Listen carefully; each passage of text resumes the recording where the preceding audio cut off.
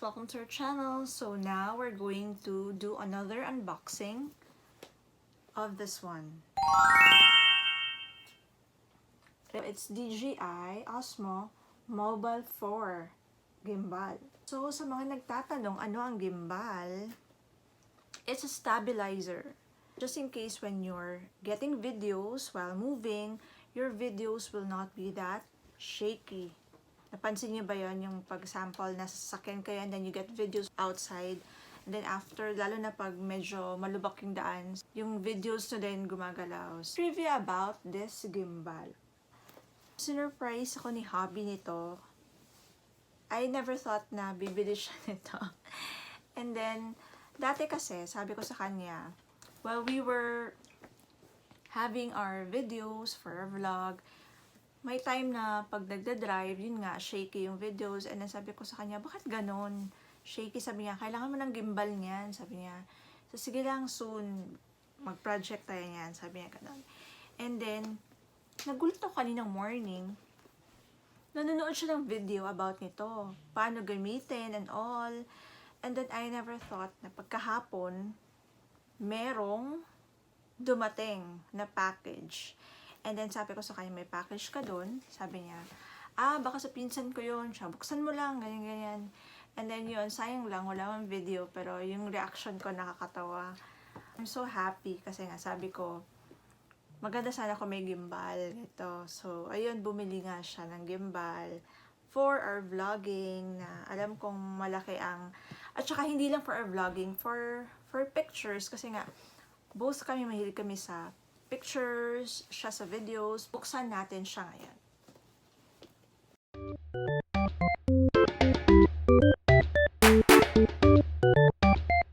Here are the features of this OSMO gimbal.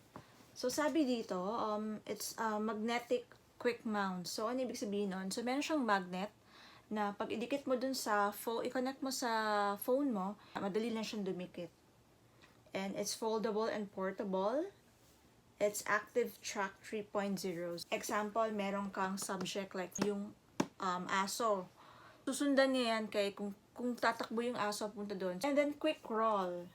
It easily moves horizontally and vertically. So gesture controls, for example, nagpa-picture kayo. So gaganon ka lang, magpa-picture na siya.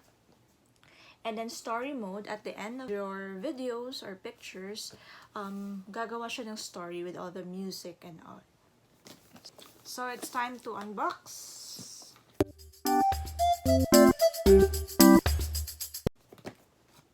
Tcharam! Ayan. So, create magnetic moments. Oh! So, ayan na siya, guys. Tignan natin yan na to.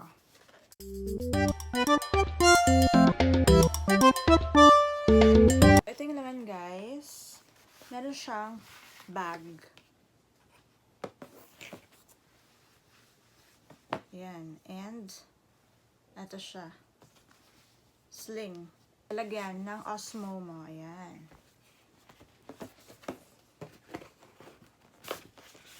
Also dito, it's alignment guide. Just in case you want to use this one at the back of your phone. And of course, I think this is the manual. Ayan, the manual. Makapal-kapal na manual. A quick start guide. So ito, bibigay ko kay hubby. Siya ang pababasa ko niya. Siya ang babasa ko niyan. Kanina, nanood kami ng videos nito on how to use on this OSMO gimbal. You have two options kung paano mo ilalagay sa phone mo.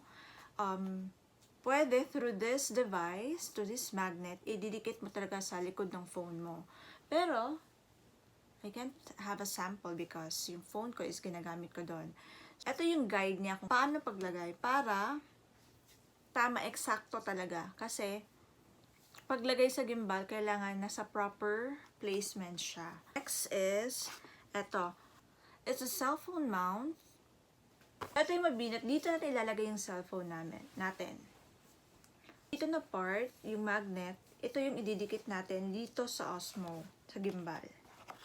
Ito sa cable charger, kasi kailangan mo siyang i-charge. So, here it is, the gimbal.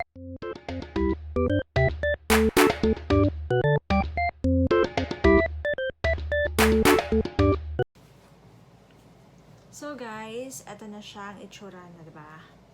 Ayan. So, parang siya yung pang-temperature check pag pumunta ka sa mga malls. So, how to open this one? Ganun daw, guys. Sabi ni hubby. Ganyan. And then, dito natin ididikit yung cellphone. Through this one. Kuha tayo ng cellphone. Nahiramin natin yung cellphone ni hubby. Ito pala yung tripod stand. So, try natin siya dikit dito. So, guys, ilalagay natin tong tripod stand dito sa OSMO. Dali lang siya.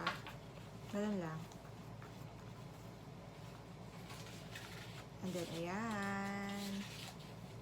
Ayan na siya, guys.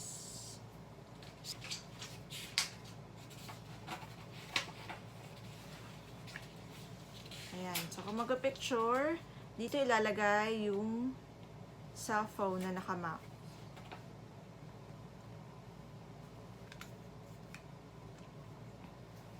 Tapos pala guys, dito yung kanyang, dito mo ito-turn on yung OSMO mo.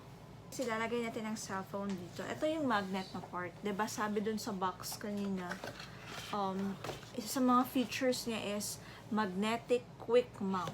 So, ito yung magnetic quick mount na ginamit niya. So, ganyan siya guys. Mabinat siya. Ayan.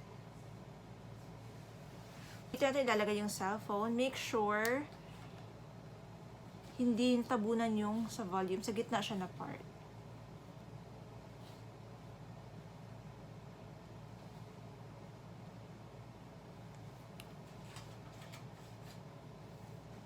Lalagay natin siya dito.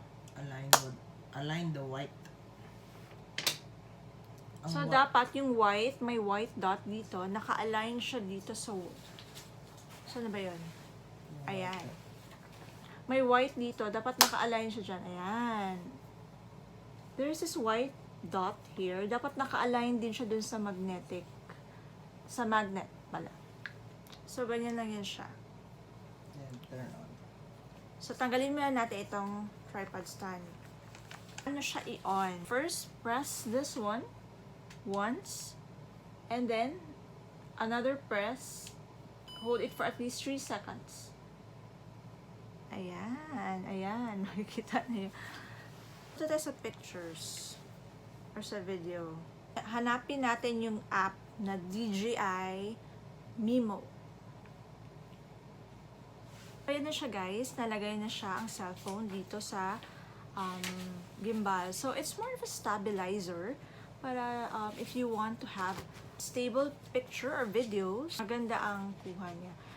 And it has a lot of features here. Hyperlapse, time-lapse, dynazoom, slow motion. Actually, we'll explore pa this, guys. So, maybe in the future, we will make a vlog about the features, the special features of this OSMO Mobile 4. Ganun siya itsura niya. Susunod-sunod. Sasayaw-sayaw. Ayan. Maganda to if you will go on walking or running or pwede rin for magsa-sunrise ka o magsa-sunset. Example, pumunta kayo sa Paris. So, gusto mo lang i-focus yung Eiffel Tower. So, gayon, maganda rin itong gamitin. First ko nakitang may gamit ng ganito, yung Jadine. Pasensya na guys, I'm a Jadine fanatic kasi. So, yung nag-travel sa Europe, nakita ko si Nadine, meron siyang ganito. Sabi ko, ano yung nahawakan niya? I didn't know, it was a gimbal na pala. Until nung nagkwento si Hubby sa akin, nagreklamo ako na bakit yung videos ko gumagalaw, parang ang pangit ng kuha kasi yun nga, magalaw siya. And then sabi niya, I think you need a gimbal. Sabi ko, ano yung gimbal? And then when I searched on Google, sabi ko, ito pala ang gimbal. I-off ko na siya. Ganun lang. And dito pala guys, I forgot, alam ko tong feature na to, nabasa ko to. It's for the zoom in and zoom out. And here, saksak yung charger. Sana makatulong to sa vlogging namin na magandang kuha ng videos. So that's it guys for this gimbal. I really love it. Bye!